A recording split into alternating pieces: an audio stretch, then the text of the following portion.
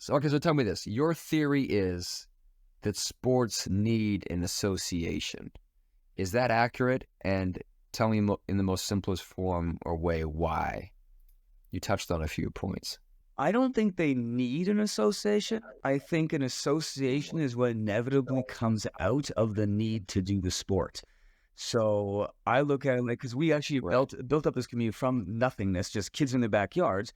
And the more I've learned from doing this practically, and I've had to learn myself, like this is not just, oh, I know how to build sports. Not, we had to learn as we go. And one thing that's been very evidently clear to me is that there are a handful of athletes that want to take that charge and they want to do stuff and they want to volunteer and they want to, really be leaders of a community. And there's the other ones that would rather be led instead. And this just naturally sort of people come into these two camps. And I think this is what creates this natural tendency for let's say the more go-getters, we'll say, because there's a lot of ways you could characterize people. So I don't want to put them into boxes, but there's those more go-getters and they tend to find themselves coming together in a smaller group and then taking the charge, which then you call an association after, it kind of forms over years. And so I think it's the fact that people want to do sport that creates the federation, because it says, hey, I can look to you to know that you're going to deliver this that I'm kind of getting part of.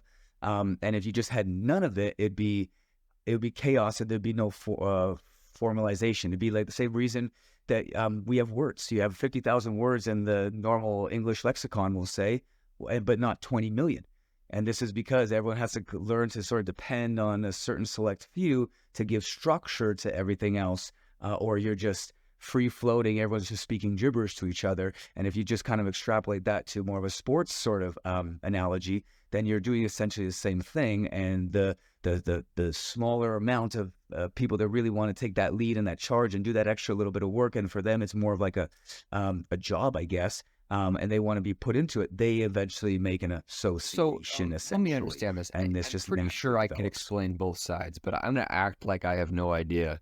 Let's say you play board games. What's your favorite board game? Monopoly. Classic game. We were playing with my dad. I can never... Monopoly. So, Monopoly. People play Monopoly. I've never heard of, and there may be, a Monopoly, International Monopoly Association. Now, Monopoly is owned by, what is it? What's the company? I forget the name. HB or something? Hasbro? I don't know who owns it. Someone owns Monopoly. Some interesting legal history with the Monopoly game, and the game was actually stolen, and they don't own the rights to it, but they own the pieces, etc. But that being said, Monopoly is a game people play without having an association. They go buy the game, they teach their friends and family, they compete, they have fun. There's also, I believe, a Monopoly World Championship. So there is some sort of governing body of some type, or at least some organizational structure that brings Monopoly into you could say, a bigger capacity. But it doesn't seem to be like Monopoly, the game, needs an association to thrive. It does kind of need an owner through the game company to produce it and distribute it. Why does a sport need an association? The same reason, like you said, it's just a distributor and a builder and a patent holder and a financial wizard that makes sure that the balance sheets balance and all that sort of stuff. That most people, when they look at the game, they just don't want to do any of that stuff. They just want to play with their friends, have a beer, and that's it. And most people are like that in sports. The average person just wants to go and jump on a trampoline a little bit, maybe do an odd competition here and there, but they do not want to sit there and try to figure out what is the long-term trajectory of the broadcasting schedule to try to get a sport to beat a Ninja Warrior time slot and get a good licensing fee for it. They don't know how to do it. They don't want to do it. For them, it's more like, I just want to play a game, and if you are going to provide me that game, the same reason people like governments, even though they want to complain about it, without a government, you would be Lord of the Flies, and it would be an absolute nightmare. But instead, you say, look, I need at least someone that I can depend on that will keep my structure in place. We'll take parkour as an example, but I think it overlaps with the trampoline quite well. You have all these people doing stuff, right? And maybe they call it parkour, maybe they call it trampoline, maybe they call it freestyle trampoline. But you have people doing something that's pretty similar. In the parkour world, well, we're practicing certain techniques in certain locations, and there's this community around ideas and movements and training. In the trampoline world, it's similar. They're all doing this thing around this bouncy thing, I think, to use your terms, or netting or whatever you called it. There's this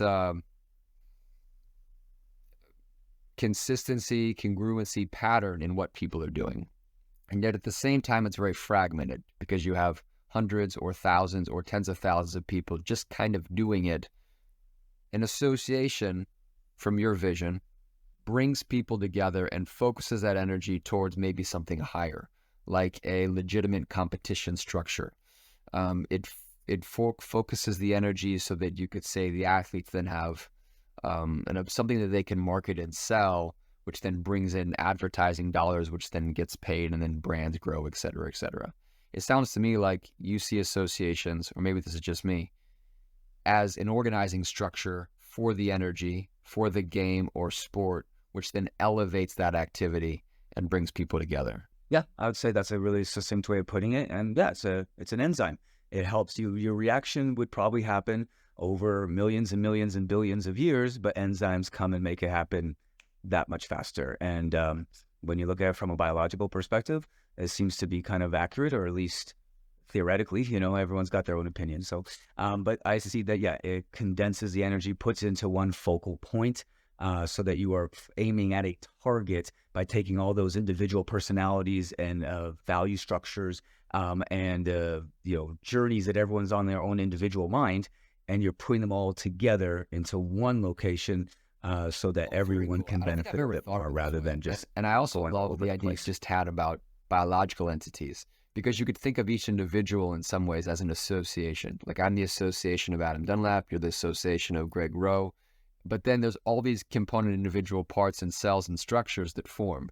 And then you think about something like the NBA and the National Basketball Association, and you think about all those individual component parts and people and ideas and brands and companies that come together to make that kind of this entity within basketball.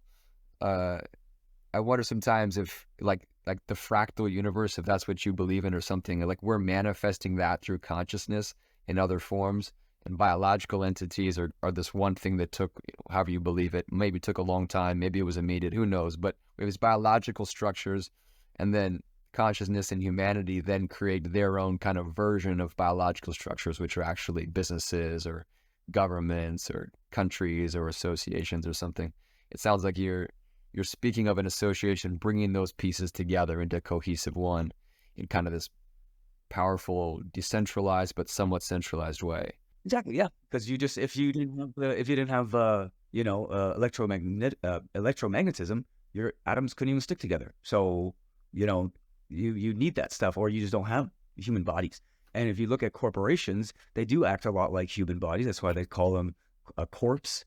Corporations. It's all the same sort of root words from back in the day, that they are coming together as an association, whether you're an anatomy association that comes together called the human body with a general goal in your lifespan, compared to just atoms whizzing around randomly by themselves, or if you're a business or,